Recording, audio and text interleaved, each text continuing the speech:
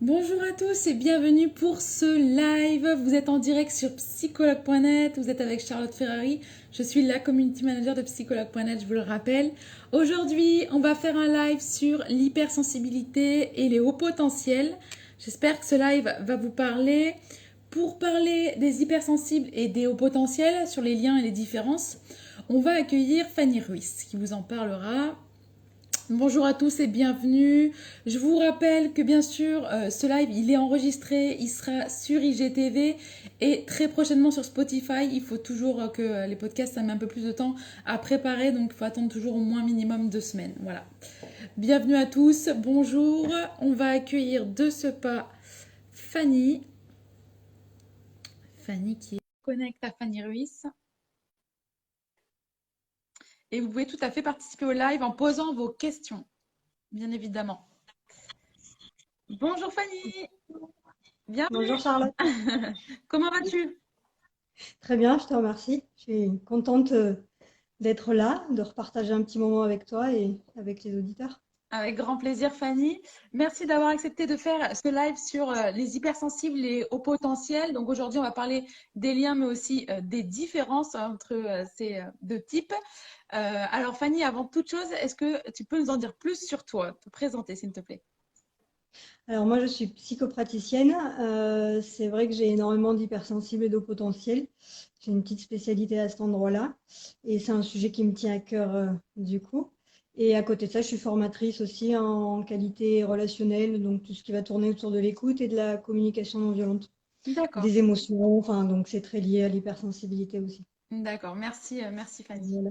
Alors Fanny, on va rentrer directement dans le vif du sujet. Est-ce que tu peux nous dire quelles sont les similitudes, les liens entre les hypersensibles et les hauts potentiels? Alors, il n'y en a pas tant que ça, malgré les confusions qui règnent. En fait, la grande similitude, c'est l'hypersensibilité. C'est-à-dire que tous les hauts potentiels sont hypersensibles, mais tous les hypersensibles ne D'accord. sont pas hauts potentiels. Et souvent, dans ce qu'on entend, c'est aussi pour ça que le sujet me tenait à cœur, c'est que il y a des personnes vont pouvoir décrire le haut potentiel, mais en disant le nom d'hypersensible. Eh oui, Et ensuite décrire tout un tas de fonctionnements cognitifs qui ont trait au potentiel, mais qui n'ont pas du tout, que n'ont pas tous les hypersensibles. Du coup, ça crée des confusions. Et c'est pas évident. Donc, si on prend les chiffres, on est à peu près sur 20% d'hypersensibles dans la population. Les études pour le haut potentiel, on est entre 2 à 5%. Euh, Sachant que les études datent un peu et que certains psy disent 7 à 8%, mais on est quand même loin des 20%, ouais, tu vois. d'accord. Donc voilà, l'hypersensibilité est vraiment le point commun, mais c'est pas suffisant. Donc Alors peut-être je peux un peu... dans notre Oui, société, finalement, il y a plus d'hypersensibles donc que de hauts potentiels, c'est ça? oui, c'est exactement ça. Mais peut-être je peux un peu définir ce qu'on appelle l'hypersensibilité très Bien rapidement. sûr, ouais. En fait, l'hypersensibilité, elle est à plusieurs niveaux. Il y a l'hypersensibilité émotionnelle, d'accord? Elle est aussi sensorielle, donc tout ce qui a trait au sens. Et aussi à l'intuition, parce que du coup, comme le cerveau va capter beaucoup plus d'informations et est beaucoup plus réceptif aux informations sensorielles, donc à travers la vue, le goût, l'odorat, etc., Ouais, etc. Du coup, l'intuition est plus développée d'accord. chez les hypersensibles. Et ça crée aussi un phénomène de sympathie, donc de résonance émotionnelle, qui est plus fort, et une capacité d'empathie, du coup, qui est un petit peu plus forte que la moyenne. D'accord? D'accord.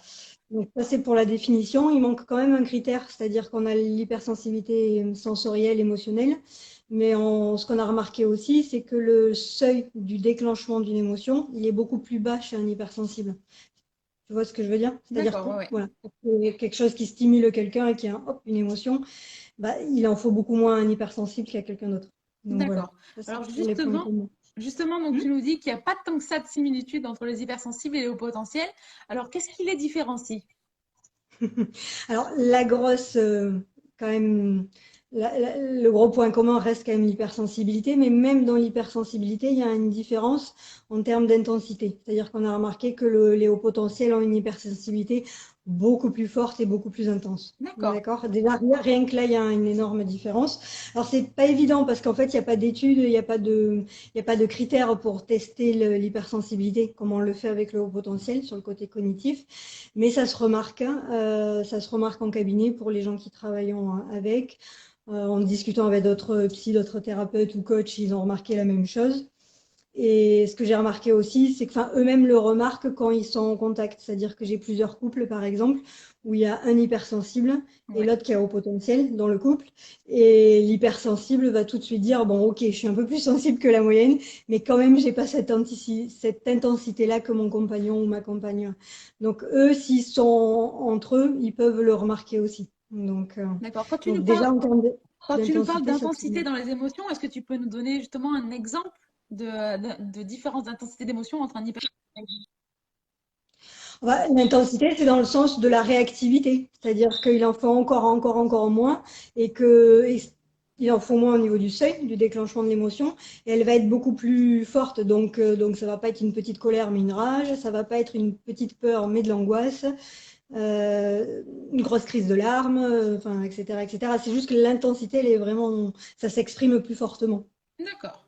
Donc D'accord. voilà, ça c'est par rapport à l'hypersensibilité. Et après, pour le haut potentiel, c'est vraiment un fonctionnement cognitif qui est différent. C'est-à-dire que le cerveau, pour dire grossièrement, il s'allume différemment, il fonctionne différemment. D'accord?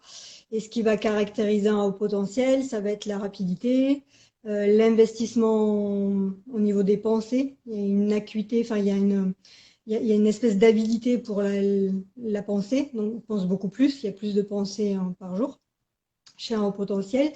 Le fonctionnement en arborescence, c'est-à-dire que ce qu'on a remarqué avec l'imagerie médicale, c'est que les zones dans le cerveau, il y a plusieurs zones qui s'allument en même temps Ouais.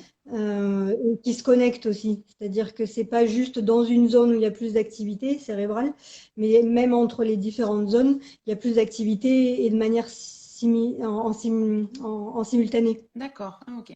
Tandis que chez les autres, ça va être plutôt séquentiel ou linéaire, c'est-à-dire une pensée après l'autre, en gros, quoi, pour faire très simple. Hein. D'accord. Tandis que voilà, on parle d'arborescence parce que ça fait un peu une forme d'arbre en imagerie médicale, ça s'allume un peu partout. Hein.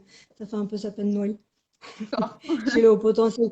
Donc, c'est une énorme différence dans le sens où, encore une fois, tous les hypersensibles n'ont pas ce fonctionnement-là, quoi. D'accord. Ok. Merci Fanny pour, euh, pour tout ça. Est-ce que tu peux nous en dire plus maintenant sur les stéréotypes et les idées reçues qu'on a sur les hypersensibles? Hmm. Alors ça, c'est très sociétal. C'est pas qu'une question d'hypersensible, mais c'est une question de sensibilité tout court. Et du coup, c'est D'accord. plus marqué chez les hypersensibles. Mais souvent, il y a une confusion entre la sensibilité et la sensiblerie. Euh, et par exemple, il y a des gens qui sont très en défense, très coupés de leurs émotions qui vont jamais pleurer ou quoi, mais qui vont partir très en colère et du coup ils vont pas forcément se classer eux-mêmes entre guillemets, hein, j'aime pas trop ce terme, mais dans les hypersensibles, alors que si l'intensité est très forte, c'est juste qu'ils sont un peu coupés du reste. Mais quelqu'un qui est hypersensible, c'est pas quelqu'un qui va pleurer tout le temps. Oui. Ça peut être quelqu'un qui est très en colère ou qui a très peur et c'est pas juste ça, c'est juste une sensibilité émotionnelle, une sensibilité au monde particulière en fait. D'accord, c'est bien. Donc, C'est bien effectivement de le rappeler qu'on n'attend pas que des hypersensibles, et que c'est pas forcément quelqu'un qui pleure tout le temps, effectivement. Ouais. non, et c'est vrai que c'est une image, voilà, il y a une différence entre la sensibilité et la sensiblerie, parce qu'on a une image un peu, alors, on a avancé dans la société, mais il y a encore du chemin à faire. On a Toujours. une image un peu il y a une image des émotions qui peuvent être comme une faiblesse, comme une vulnérabilité, alors que pas du tout. Mais du coup, chez les gens qui sont très sensibles, forcément, le stéréotype peut être encore plus fort, quoi. Et pour les hauts potentiels, est-ce que je peux dire un mot aussi sur Oui, bien sûr, oui, oui. le stéréotype majeur, ça va être le, le fait du plus intelligent, alors que quelqu'un qui a haut potentiel, il fonctionne différemment. Et on dit souvent que les hauts potentiels sont plus des généralistes que des spécialistes, donc c'est juste une intelligence qui est différente. Et souvent, ils sont souvent multipotentiels, c'est-à-dire ils vont avoir plein de domaines où ils vont plutôt exceller. Mais souvent, on a l'image de l'Einstein ou de petit génie. Oui, Et oui, du oui. coup, c'est pour ça que la plupart des gens ne se reconnaissent pas. Et parce qu'il n'y a pas du tout ça. Enfin, et du coup, on peut retrouver chez les hauts potentiels autant quelqu'un qui est jardinier, qui est femme de ménage, qui est chercheur quelque Ouais, part. Vous voyez ce que je veux dire? ouais, Qui ouais. est ingénieur. Enfin, et du coup, il y a une multitude de profils qui est, qui est vraiment, enfin, c'est plus complexe que ça, quoi.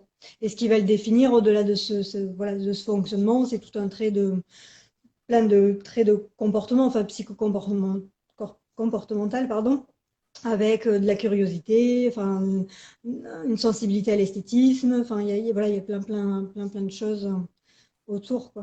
Donc, et D'accord. du coup, voilà, souvent on catégorise le potentiel par rapport au mental, par rapport au cerveau, sauf qu'il y a beaucoup Ça va d'autres choses. bien au-delà, ouais.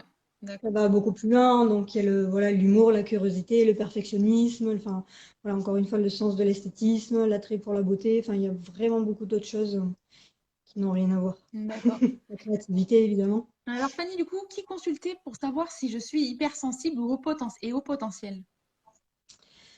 Alors, pour le côté hypersensible, encore une fois, ça se teste pas. Il y a des tests qu'on trouve sur Internet, mais c'est des faux, entre guillemets. Ouais, Il n'y a pas de... En tout cas, scientifiquement, ça se teste pas. On ne sait toujours pas quoi faire de ça.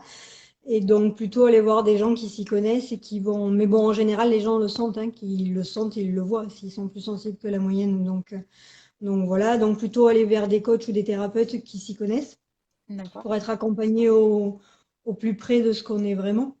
Donc ça, c'est important. Et pour le haut potentiel, par contre, il y a tout ce qui est bilan, neuropsy.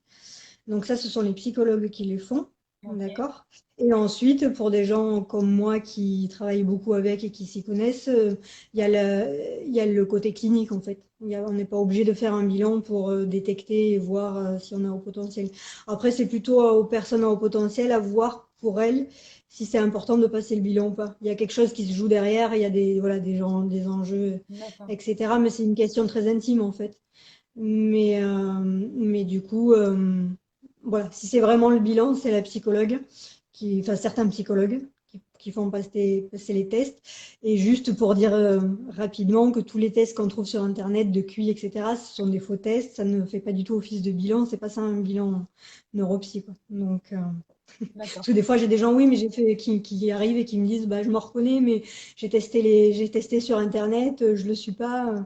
Alors, c'est pas du tout un vrai bilan, hein, c'est des jeux, hein. C'est bien de le rappeler, en effet, ouais. Alors, Voilà. Fanny, on a déjà une question en ligne. Je pense que c'est important de le Oui, rappeler, donc on va le redire, même si tu l'as déjà dit. Yann qui nous dit, est-ce oui. qu'on peut être les deux, hypersensible et haut potentiel? Apparemment, la personne n'est Oui, pas sûre. alors, effectivement, je le redis, si on est au potentiel, on est forcément hypersensible, hein. Parfois, certaines personnes sont très coupées de leur sensibilité. Elles peuvent ne pas se reconnaître, mais c'est plutôt quand on met des couches et des couches par rapport à des traumas ou des conditionnements d'enfants. Et donc, on ne sent pas l'hypersensibilité émotionnelle, mais quand même, ils ont une hyper-intuition, une hypersensibilité sensorielle. Donc, on le capte. Donc, voilà, tous les hauts potentiels sont hypersensibles, mais tous les hypersensibles ne sont pas hauts potentiels. Donc, oui, on D'accord, peut être les deux, forcément. d'accord, super. Merci Fanny. Alors, on a une question. Pourquoi un ou une hypersensible, elle ressent un décalage, elle se sent différent? Comment pallier à cela? Alors, les hypersensibles qui sont en décalage, ils ne sont pas uniquement hypersensibles, ce sont plutôt les hauts potentiels. Ça fait partie des critères spécifiques qui ne trompent pas. Il y a certains critères qu'on peut retrouver communs à plein de personnes dans l'humanité, c'est juste que c'est plus intense. Le sentiment de décalage, il ne trompe pas sur le haut potentiel. D'accord? Pourquoi? Ben, parce qu'il y a un fonctionnement différent et ce fonctionnement différent du cerveau et cette hypersensibilité fait qu'on a une vision du monde qui est différente, fait qu'on a une façon de penser qui est différente, fait qu'on a un rapport à soi et aux autres qui est différent. Et donc, du coup, quand on se retrouve avec 90-95% de la population, on va dire, moi, je parle souvent en termes de couleur, mais qui est vert et que soit on est bleu, Ouais, on n'a pas les codes et on se dit mais c'est bizarre, je me sens bizarre. Et souvent on est hypersensible, surtout à l'âge adulte, enfin un haut potentiel, pardon, qui ne le sait pas, il va y avoir ce sentiment de décalage, d'être un peu bizarre parce qu'il n'a pas forcément les clés, les codes, et qu'il essaie de se calquer lui, son fonctionnement, sur celui des autres. eh oui, Mais si je suis bleu, je suis bleu, je suis pas vert. Et Jeanne Sefachin, qui est une des spécialistes reconnues en France sur le haut potentiel, j'aime bien, elle a une métaphore que j'aime beaucoup, qui dit c'est comme si vous allez à Marseille avec une carte de Paris. eh oui, Vous allez rien y comprendre, vous allez vous perdre. Et d'où l'importance de se connaître. C'est pas une question de se poser une étiquette d'hypersensible ou de potentiel, Oui, c'est plutôt se comprendre qui permet de mieux comprendre les autres, qui sont soit comme nous, soit différents. Donc voilà, mais le sentiment de décalage, il vient tout simplement et ouais, d'un cerveau qui fonctionne différemment dans une majorité de gens qui fonctionnent pas du tout comme ça, quoi. d'accord. Voilà, Merci Fanny. c'est clair. Euh, Alors, si on se pense hypersensible, quel serait le mode d'emploi pour gérer ce trait de personnalité? Bah, c'est de la régulation émotionnelle, en fait. D'accord? Euh, c'est pas une fatalité. Le fait que ça déborde, le fait de ne pas savoir quoi faire de ses émotions, qu'on apprend à les réguler. Il y a un moment où on garde les côtés positifs de l'hypersensibilité, mais sans avoir les côtés négatifs. Euh, donc c'est vraiment de la régulation. Alors après, ça peut être un travail soit thérapeutique, soit en sophrologie, soit chacun après a son. Mais des fois, on a peut-être un peu besoin de soutien. Si on ne sait pas quoi faire de ses émotions, je dis souvent, c'est pas mal de. Si on n'a pas l'habitude, qu'on est adulte et que ça fait longtemps qu'on vit et qu'on ne sait pas quoi faire, c'est peut-être pas mal de se faire soutenir. Ouais, Encore une fois, soit on va vers quelque chose de très émotionnel comme la sophrologie ou quoi, enfin plutôt dans l'outil, soit on peut aller vers des thérapies, quoi. d'accord. Et qui vont apprendre à décoder bah, qu'est-ce que je fais avec mes émotions, qu'est-ce que veut dire une émotion. On en avait parlé d'ailleurs Ouais, dans notre premier rendez-vous. ouais, ouais. On a Maud qui nous dit, c'est quoi la différence entre un HPI et HPE? Alors, c'est des mots à la mode, mais qui veulent rien dire. J'y vais un peu cash. HPI, ça veut dire haut potentiel intellectuel. HPE, ça veut dire haut potentiel émotionnel. Encore une fois, ça n'existe pas vraiment dans le sens où on ne mesure pas scientifiquement le potentiel émotionnel. D'accord? D'accord. On sait que les hypersensibles, enfin que les hauts potentiels sont, ont une très forte intensité, mais en vrai, ça se mesure pas, donc ça veut pas dire grand-chose. Moi, je préfère dire HP tout court. Pourquoi? Parce que le HPI, au potentiel intellectuel, il accentue sur ce stéréotype du surdoué, du surmental, alors que le haut potentiel, il n'est pas que intellectuel, il est émotionnel, il est dans la résilience, par contre, on sait aussi, par exemple, on sait que les hauts potentiels ont une capacité de résilience beaucoup plus forte. Et en fait, le potentiel, il est dans plein de zones. Il n'est pas juste intellectuel, il n'est pas je suis fort en maths ou pas fort en maths. Il y a des hauts potentiels qui sont pas du tout connectés à leur mental, qui vont être très créatifs, enfin, c'est être connecté à son mental, mais d'une autre façon, mais qui vont pas être dans le côté ingénieur, recherche ou Oui, maths, enfin, le stéréotype qu'on peut avoir, ou joueur d'échecs, mais qui vont être connectés à leur sensibilité, à leur créativité, et qui vont être des Dali ou des Picasso. Vous voyez ce que je veux dire? d'accord. Et donc voilà, ça ne veut pas dire grand-chose. Et en plus, j'ai envie d'apporter une petite précision, c'est que on n'est pas que ça. C'est-à-dire c'est une partie de nous, c'est un fonctionnement, mais il y a tout le reste, d'accord, de nous. Il y a plein d'autres traits de personnalité, il y a tout ce qu'on a vécu enfant, comment on a été éduqué. Et en fait, tout ça, ça bouge. Et comme ça bouge, on peut se retrouver à un instant T dans un type, etc. De type de haut potentiel, hein, parce que quand on est haut potentiel, on est comme ça, c'est génétique et ça reste à vie. Mais après, à l'intérieur, il y a plein, on peut parler de plein de catégories à l'intérieur.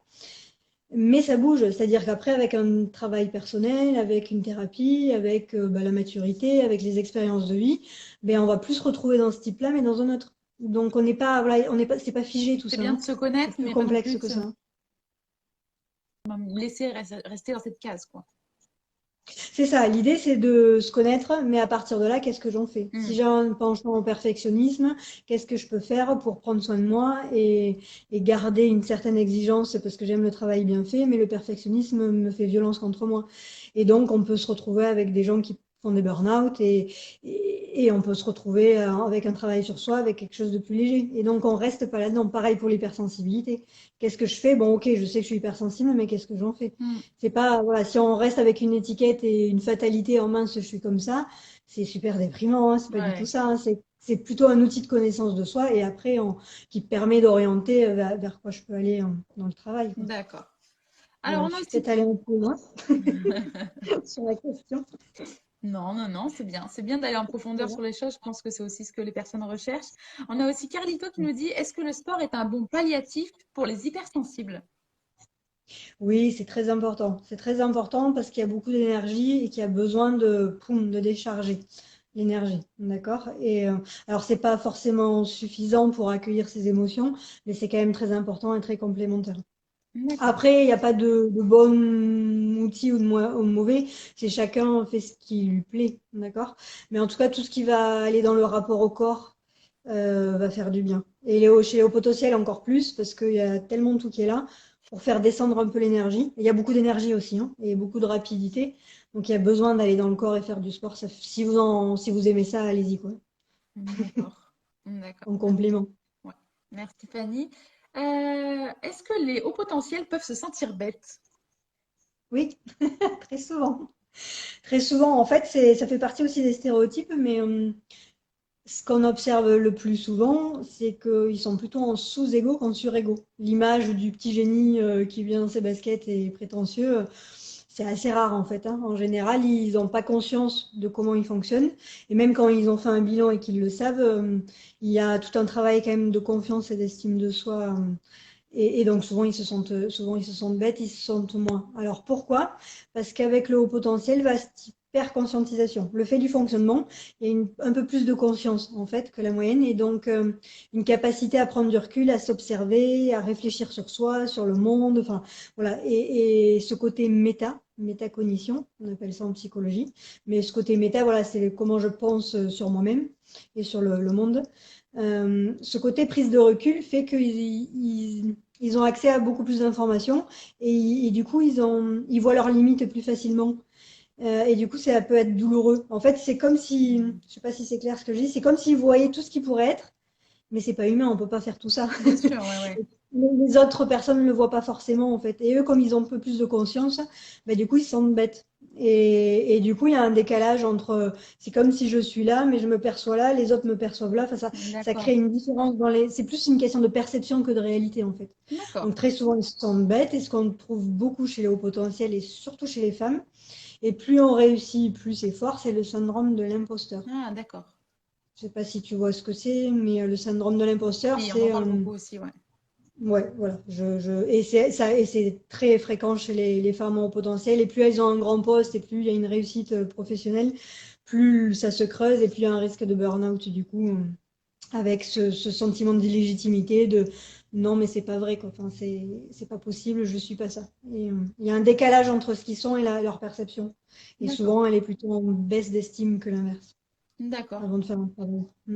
Merci Fanny. On a aussi Mélisse qui nous dit l'hypersensibilité est-elle due à notre passé? Alors ça peut aussi, l'hypersensibilité, elle peut être cognitive, enfin cérébrale, mais effectivement, en fonction des traumas et des choses qu'on a vécues, tout ce qui va tourner autour des violences, ça crée quand même une hypersensibilité traumatique chez la personne, effectivement, D'accord. mais qui va s'apaiser avec une résolution des traumas, si c'est possible en thérapie. Mais oui, c'est lié, ou alors elle va l'exacerber. C'est-à-dire que quelqu'un qui a une bonne, certaine hypersensibilité de base, bah, en fonction des traumas, encore une fois, voilà, si on est sur des violences psychologiques, physiques, de l'inceste, du viol, enfin, etc., enfant, ça va créer une hypersensibilité quand même beaucoup plus forte, D'accord. forcément. Alors, on Mm. a Carlito qui rebondit, qui nous dit est-ce que la pensée en arborescence est un indicateur des hypersensibles? Non, mais c'est un indicateur du haut potentiel. Mais oui, et donc oui, de l'hypersensibilité, parce que ça va ensemble. Alors. Alors, et il y a Jen qui nous dit est-ce que tu peux nous préciser le syndrome de l'imposteur, ce que c'est? Oui, alors le syndrome de l'imposteur, c'est... Comment expliquer ça? Euh, ça prend racine dans une estime de soi extrêmement basse. Et la personne, elle croit tellement pas en ses capacités que du coup, comme ça se passe bien, parce que en général, ça se passe beaucoup chez les hauts potentiels, et le haut potentiel, malgré une mauvaise estime de lui, ben, il arrive à avoir, en tout cas souvent, enfin c'est pas toujours, mais souvent, ben, un poste de bon niveau ou des félicitations, vous voyez, ce genre de choses en fait. Mais du coup, il se dit non, mais je le mérite pas. Et intérieurement, en fait, il y a quelque chose d'extérieur qui réussit, qui n'est pas à la hauteur de la réalité parce qu'il pourrait aller beaucoup plus loin, mais qui quand même réussit pas mal. D'accord. Mais la personne a conscience qu'il pourrait aller plus loin et Et donc déjà, enfin voilà, du coup, ça fait aussi baisser l'estime de soi. Et en fait, il y a un écart entre ce que renvoie l'extérieur du style waouh et tiens, on va te donner une promotion et waouh, ça c'était génial, etc., etc. Et le sentiment, la perception, mais qui est totalement subjective et intérieure de la personne qui, elle, croit qu'elle est complètement nulle. Et Et ouais, comme elle réussit à l'extérieur et qu'intérieurement elle croit qu'elle est nulle, eh ben, elle se dit c'est pas possible, je suis un imposteur et un jour je vais être démasquée. elle Et pense en pas le fait, plus la mériter en personne. fait. Comment? Elle pense pas le mériter en fait. Elle pense pas le mériter et ce qui fait très très très mal à la personne et ce qui est très violent et c'est là où il y a le risque de burn-out qui s'approche et il y en a aussi beaucoup, c'est que non seulement elle passe pas le mériter, mais elle pense qu'un jour elle va être démasquée et elle pense que tout son monde va s'écrouler le jour où on va la démasquer et qu'on va s'apercevoir de que c'est comme un subterfuge et qu'en fait elle est nulle et tout ça. Enfin, alors qu'en vrai c'est quelqu'un plutôt à haut potentiel et qui est extrêmement doué. Mais c'est vraiment une question de perception, c'est pas la réalité. Mais c'est D'accord. très très très dur à vivre. Intérieurement c'est extrêmement violent et douloureux à vivre. Et quand on est dans un syndrome de l'imposteur, là il vaut mieux se faire accompagner en psychothérapie par quelqu'un qui s'y connaît. Parce que D'accord. c'est très violent à vivre et il y a vraiment un énorme risque de burn-out. Je me répète un peu, mais c'est quand même assez violent. D'accord. Voilà. Alors, c'est une question qui est revenue souvent. Y a-t-il des voies professionnelles plus spécifiques pour une personne hypersensible? Ah. Oui et non. Alors oui, on observe des voix dans ce qu'on voit, mais alors il va y avoir souvent dans le don de soi, parce qu'il y a une sensibilité à soi, au monde, et donc souvent tous les métiers autour du soin, de contribuer au monde, de prendre soin, donc ça peut être en soignant, ça peut être dans l'environnement, il y a ça. Et il peut y avoir tout le côté artistique aussi, parce qu'il y a la sensibilité, l'esthétisme, donc voilà, de la musique, des arts, l'art plastique, enfin. Donc ça, c'est les deux grandes voies qu'on voit. D'accord. Ça qui nous dit avoir des activités comme un jardin thérapeutique, est-ce que ça peut aider à réduire l'hypersensibilité ou même la contrôler? Qu'est-ce qu'ils veulent tous à Alors, la contrôler et à réduire, réduire leur hypersensibilité? C'est un cadeau? c'est ça. Alors, réduire, on ne peut pas vraiment et contrôler non plus. C'est plutôt réguler, comme je dis souvent. Mais oui, oui, avoir un jardin thérapeutique. Enfin, après, tout ce qui peut vous faire du bien à réguler, allez-y, quoi. Alors que ce soit un journal intime, un journal créatif, du jardin, du sport, une activité artistique. Enfin, après, encore une fois, chacun, voilà, de la sophrologie, du qigong, des arts martiaux, enfin, chacun va trouver en fonction de ce qui lui convient. Tout ce qui va être méditation aussi fait énormément du bien.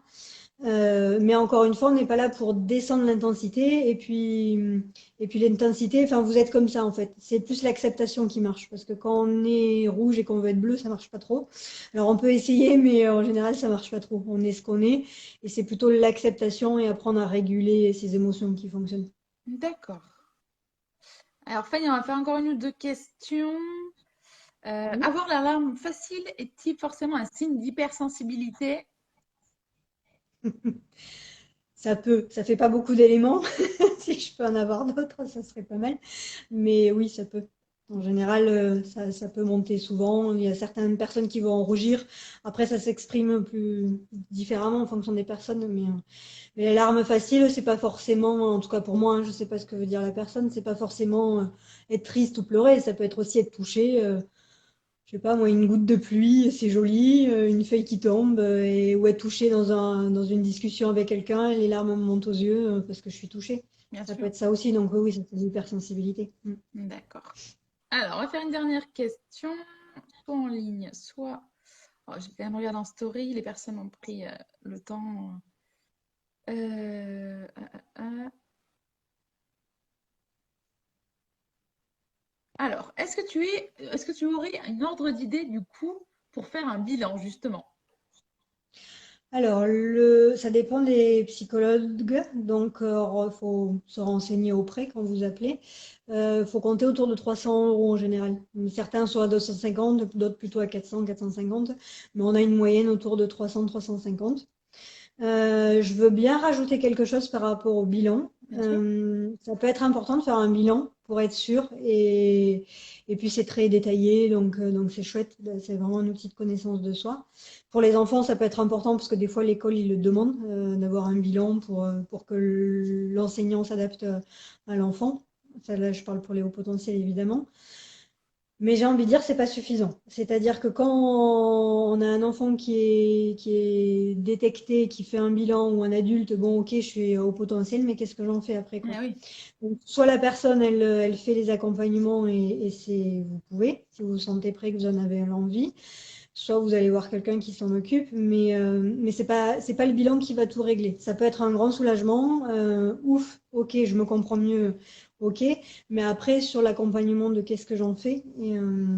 Et puis encore une fois, c'est un trait de personnalité mélangé à beaucoup d'autres choses, et du coup, de l'un à l'autre, il y a beaucoup de, voilà, de choses différentes en fonction de, encore une fois, de l'éducation, des traumas, pas traumas, enfin. Donc, à mon sens, pour le développement de soi, c'est pas suffisant. Sauf si la personne considère que ça lui suffit, évidemment. d'accord. Mais pour moi, c'est complémentaire d'un travail sur soi, en tout cas quand, voilà, pour ceux qui en ressentent le besoin.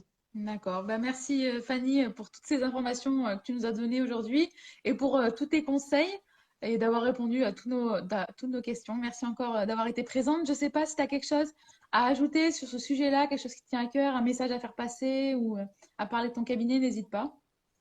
Bah, écoute, je te remercie. Non, écoute, rien de particulier. Je trouve que moi, personnellement, j'ai plaisir à répondre aux questions, du coup, parce que bah, c'est ce qui intéresse les gens. Peut-être oui, bah, moi je sais que voilà, je m'occupe beaucoup de ça, je fais aussi la thérapie en ligne si besoin. Il y a aussi peut-être sur mon site internet, peut-être qu'il est, je sais pas s'il est épinglé ou je sais pas quoi, mais en tout cas vous devriez le trouver sur mes différents réseaux. Il y a aussi des articles ou des choses sur le haut potentiel et l'hypersensibilité, si vous avez envie d'approfondir, voilà. Et en tout D'accord. cas, je te remercie pour l'invitation. Super. Merci beaucoup Fanny. Je te souhaite une belle Merci, journée. Merci à toi. bonne journée, au revoir. Je te laisse quitter avec la petite croix qui doit être au-dessus de toi normalement. Ok, ça marche, je vais la voir. Merci. Merci, au revoir. Merci Fanny. Belle journée à toi et merci encore. Bonne journée. Merci à Fanny Ruiz d'avoir été présente pour ce live et d'avoir répondu donc à toutes nos questions sur les hauts potentiels et les hypersensibles. Bien sûr, je vous le rappelle, ce live a été enregistré, il va être retransmis sur IGTV. Vous pouvez le retrouver sur notre page Instagram. Si vous ne savez pas le retrouver, pas de souci. Je vous passe tous les liens, pas de souci. Venez me voir en message privé, c'est moi qui vous réponds en tant que community manager, donc n'hésitez pas. Je vous remercie à tous d'avoir été présents, d'avoir posé vos questions et d'avoir interagi. C'est toujours la richesse de tous ces lives. Donc, merci à vous. Et on se retrouve la semaine prochaine pour de nouveaux lives. Merci à tous. Et n'hésitez pas à écouter aussi notre podcast psychologue.net qui est sur Spotify. Voilà, merci à tous. Belle journée. Au revoir.